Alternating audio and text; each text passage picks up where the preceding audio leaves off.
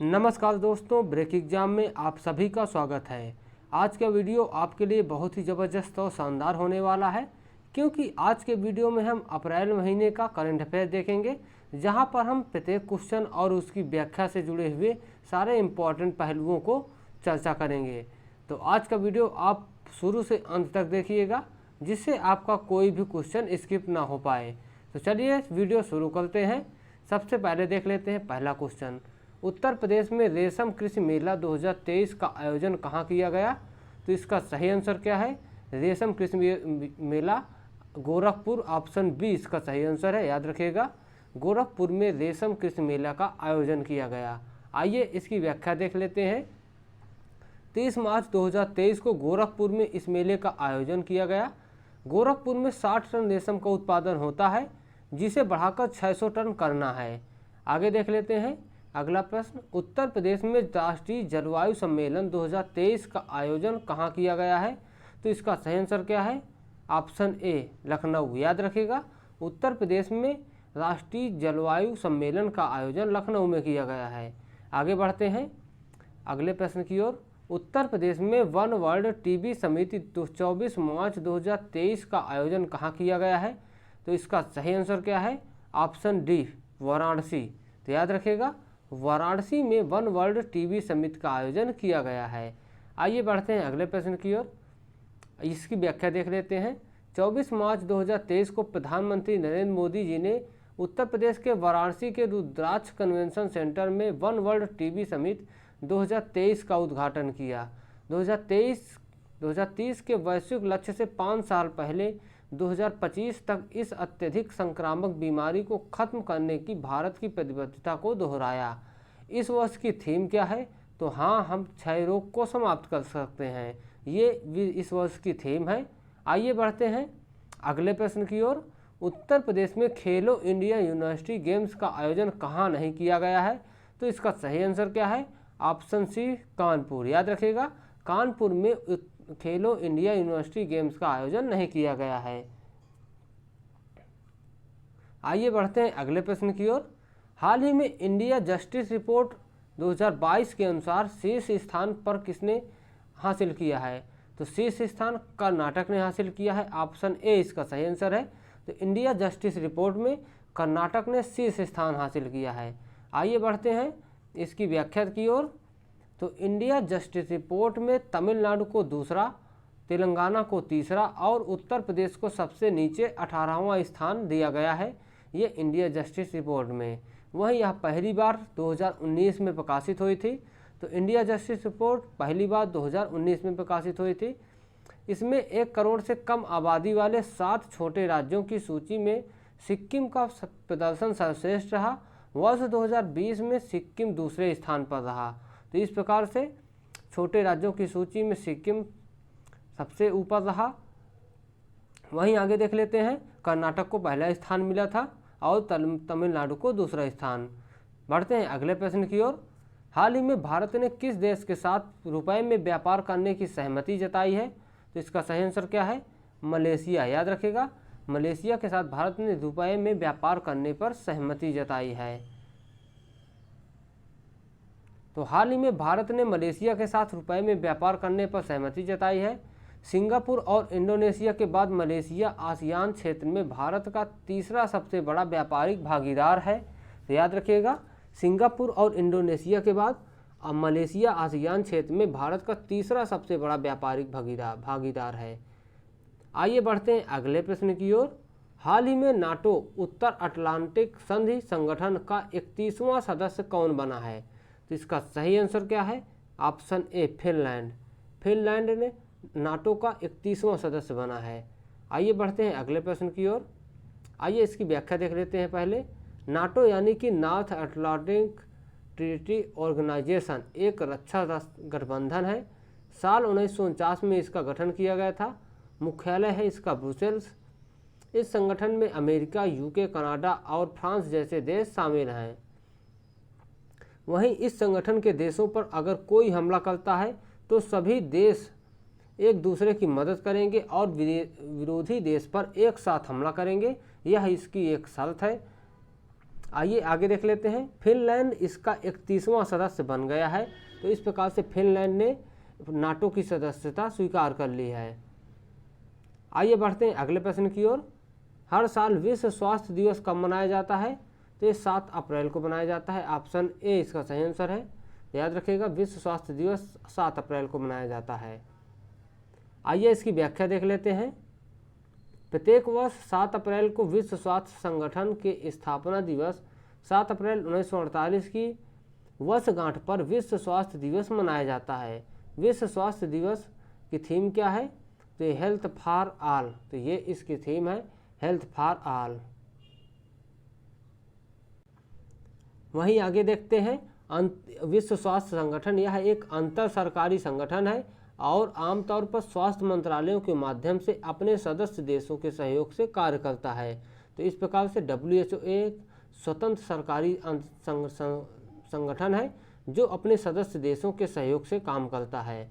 इसकी बात कर ली जाए तो इसका मुख्यालय जिनेवा स्विट्जरलैंड में है और ये वार्षिक रूप से इसकी मीटिंग आयोजित की जाती है। आगे देख लेते हैं, विश्व स्वास्थ्य संगठन की रिपोर्टें हैं कुछ। पहली है विश्व स्वास्थ्य सांख्यिकी, दूसरी है विश्व स्वास्थ्य रिपोर्ट, तीसरी है वैश्विक तपेदिक रिपोर्ट, चौथी है वैश्विक स्वास्थ्य वेधशाला डाटा, पांचवी है वैश्विक हेमेटाइटिस रिपोर्ट, छठी है मधुमेह पर वैश्विक रिपोर्ट। तो मधुमेह पर वैश्विक रिपोर्ट ये छठी है। वहीं सातवीं की बात कर ली जाए तो शराब और स्वास्थ्य आदि पर वैश्विक स्थिति रिपोर्ट। अगला क्वेश्चन देख लेते हैं। हाल ही में निर्वाचन आयोग ने किस पार्टी को राष्ट्रीय राजनीतिक पार्टी का दर्जा दिया है? तो इसका सही आंसर क्या है? दिल्ली की आम आदमी पार्टी। याद रखिएगा, दिल्ली की आम आदमी पार्टी को राष्ट्रीय राजनीतिक पार्टी का दर्जा मिला है। आइए आगे बढ़ते थे।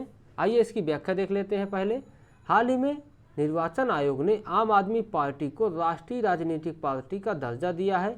इस प्रकार आम आदमी पार्टी देश की छठी राष्ट्रीय पार्टी बन गई हैं। अन्य राष्ट्रीय पार्टियां तृणमूल कांग्रेस, बहुजन समाजवादी पार्टी, कांग्रेस, भारतीय जनता पार्टी और भारतीय कम्युनिस्ट पार्टी हैं। याद रखिएगा, ये सारी राष्ट्रीय राजनीतिक पार्टियां हैं। आगे देख लेते हैं। हाल ही में जारी विश्व स्वास्थ्य संगठन के अनुसार कौन सा देश पहले स्थान पर है? तो इसका सही आंसर क्या है? पहले स्थान पर आ गया है भारत। याद रखिएगा, पहले स्थान पर भारत है विश्व जनसंख्या दिवस रिपोर्ट के अनुसार। आइए इसकी व्याख्या देख लेते हैं। हाल ही में जारी विश्व जनसंख्या स्थिति रिपोर्ट के अनुसार भारत देश पहले स्थान पर है। हाल ही में संयुक्त राष्ट्र जनसंख्या कोष ने विश्व जनसंख्या स्थिति रिपोर्ट 2023 जारी की है। भारत वर्ष 2023 के मध्य तक विश्व का सबसे अधिक आबादी वाला देश बन जाएगा और भारत की जनसंख्या उससे भी अधिक हो जाएगी। तो ये विश्व जनसंख्या रिपोर्ट के कुछ महत्वपूर्ण पॉइंट हैं। वहीं 2023 तक चीन की 142.57 करोड़ जनसंख्या की तुलना में भारत की जनसंख्या 142 करोड़ तक पहुंचने का अनुमान है।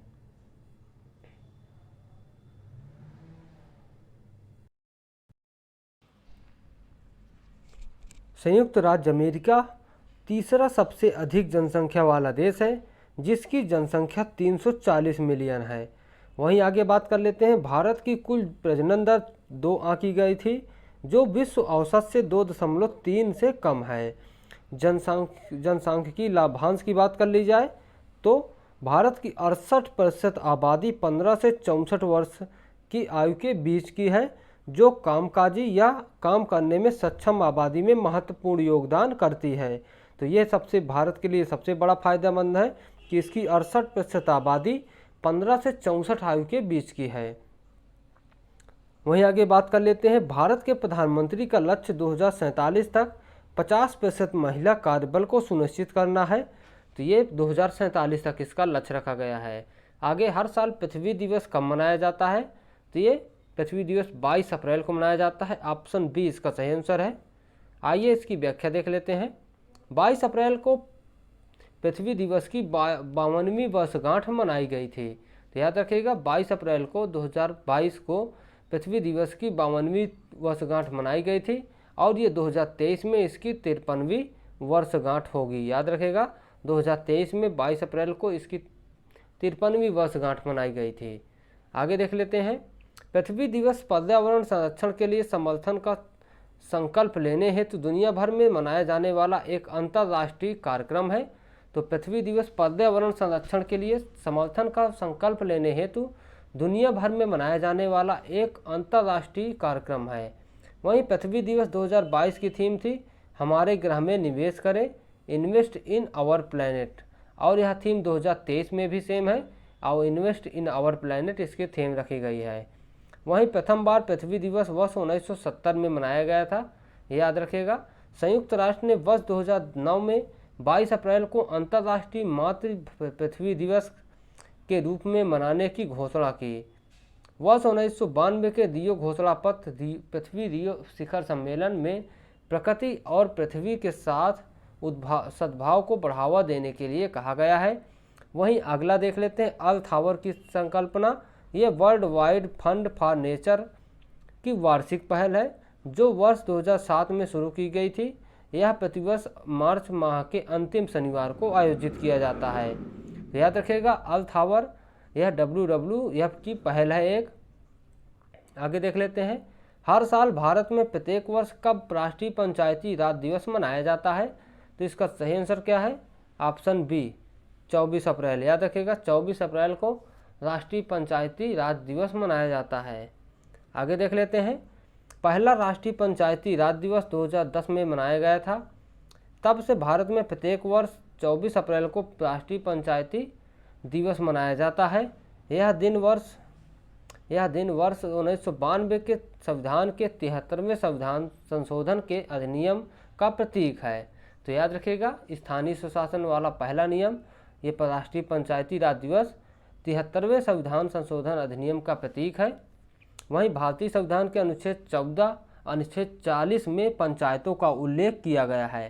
तो इस प्रकार से अनुच्छेद 40 में पंचायतों का उल्लेख किया गया है और ये पंचायतों का उल्लेख गांधीवादी विचारधारा से प्रेरित है। आगे बात कर लेते हैं, अनुच्छेद 246 में राज्य विधानमंडल को स्वशासन से संबंधित किसी भी विषय पर कानून बनाने का अधिकार दिया गया है। तो ये एक इम्पॉर्टेंट पहलू है कि राज्य विधानमंडल को स्थानीय स्वशासन से संबंधित किसी भी विषय पर कानून बनाने का अधिकार अनुच्छेद 246 के अंतर्गत दिया गया है। आगे देख लेते हैं, उन राज्यों की जनसंख्या 20 लाख से कम है जो को छोड़कर ग्राम, मध्यवर्ती और जिला स्तरों पर पंचायतों की त्रिस्तरीय प्रणाली लागू की गई है और ये अनुच्छेद 243 बी के अनुसार। वहीं सभी स्तरों पर अध्यक्षों के 1/3 पद भी महिलाओं के लिए आरक्षित हैं। तो याद रखिएगा 1/3 पद महिलाओं के लिए आरक्षित हैं। इसका सही आंसर 243 डी है। आगे देख लेते हैं, पंचायतों का कार्यकाल 5 वर्ष निर्धारित है लेकिन कार्यकाल से पहले भी इसे भंग किया जा सकता है। तो इसका सही आंसर है ये 243 ई के अंतर्गत ये सारी प्रक्रियाएं हैं कि उनको 5 वर्ष से पहले भी भंग किया जा सकता है।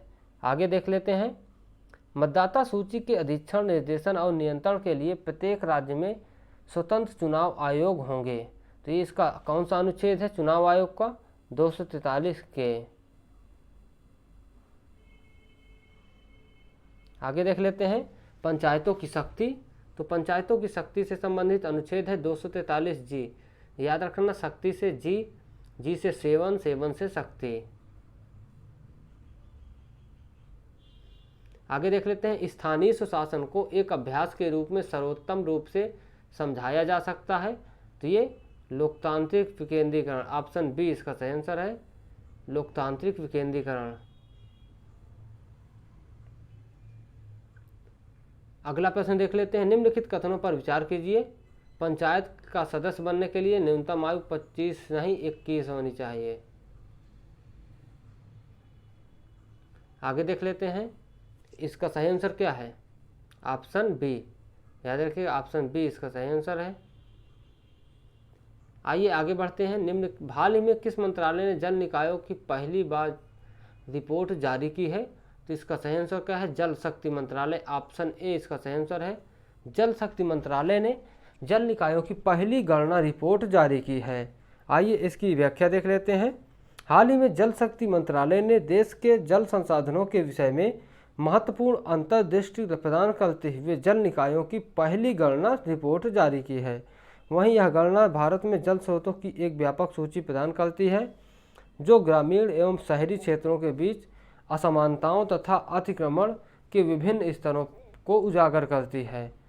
और आगे देख लेते हैं। गणना में देश भर में कुल 24,24,540 जल निकायों की गणना की गई है, जिसमें पश्चिम बंगाल में सर्वाधिक हैं 7.47 लाख, वहीं सिक्किम में दूसरे नंबर में 134 हैं। तो याद रखिएगा, जल निकायों की श्रेणी में सबसे ज़्यादा जल निकाय वाला राज्य ये पश्चिम बंगाल। पश्चिम बंगाल में सबसे अधिक तालाब और जलाशय हैं। पश्चिम बंगाल में जल निकायों के मामले में शीर्ष जिला दक्षिण 24 परगना है। वहीं आंध्र प्रदेश सबसे अधिक यहाँ पर टैंक है आंध्र प्रदेश में। तमिलनाडु में सबसे अधिक झीलें हैं। तो महाराष्ट्र जल संरक्षण योजनाओं में अव्वल राज्य है। आइए आगे बढ़ते हैं। हाल ही में सांख्यिकी 2023 के अंतर्राष्ट्रीय पुरस्कारों से सम्मानित किसे किया गया है? तो इसका सही आंसर है कल्याणपुरी राधाकृष्णन राव। तो याद रखिएगा, कल्याणपुरी राधाकृष्ण राव। आइए आगे बढ़ते हैं, इसकी व्याख्या देख लेते हैं। एक प्रमुख भारतीय अमेरिकी सांख्यविद और गणितज्ञ, तो गणितज्ञ और सांख्यिकीविद कल्याणपुरी राधाकृष्ण राव को सांख्यिकी में 2023 के अंतर्राष्ट्रीय पुरस्कार से सम्मानित किया गया। इस पुरस्कार को सांख्यिकी के क्षेत्र में नोबेल पुरस्कार के नाम से जाना जाता है। सांख्यिकी में अंतर्राष्ट्रीय पुरस्कार प्रत्येक 2 वर्ष में 5 प्रमुख अंतर्राष्ट्रीय सांख्यिकी संगठनों के सहयोग से प्रदान किया जाता है। वर्ष 2001 में पद्म विभूषण पुरस्कार से कल्याणम सांख्यिकीविद को प्रदान किया गया था। तो याद रखिएगा कि आर राव को 2001 में पद्म विभूषण से सम्मानित किया गया था। आगे देख लेते हैं कि हाल ही में किस राज्य की बसोहली पेंटिंग को जीआई टैग प्रदान किया गया है? तो इसका सही आंसर क्या है? जम्मू कश्मीर। ऑप्शन ए इसका सही आंसर है। आइए आगे बढ़ते हैं, इसकी व्याख्या। इस चित्रकला का केंद्र जम्मू कश्मीर के कठुआ जिले की बसोली तहसील में है। इसका प्रभाव चंबा, कुल्लू, मंडी, अर्की, नूरपुर और मानकोट रियासत की कलाओं पर देखा गया है। इस शैली के विषयों में भागवत पुराण, गीत गोविंद, रसमंजरी और वैष्णव धर्म रहे हैं। वहीं यहाँ के चित्रों में मुखाकृतियाँ एकदम मौलिक और स्थानीय लोक कला से प्रेरित हैं। तो दोस्तों, आपको वीडियो कैसा लगा कमेंट में ज़रूर बताइएगा। आपको इसका PDF चाहिए तो प्लीज़ हमारे टेलीग्राम चैनल पर जुड़ जाइए। और यदि आपने हमारे वीडियो को अभी तक सब्सक्राइब नहीं किया है तो प्लीज़ चैनल को सब्सक्राइब कर लीजिए और लाइक बटन दबा दीजिए। Thank you, bye.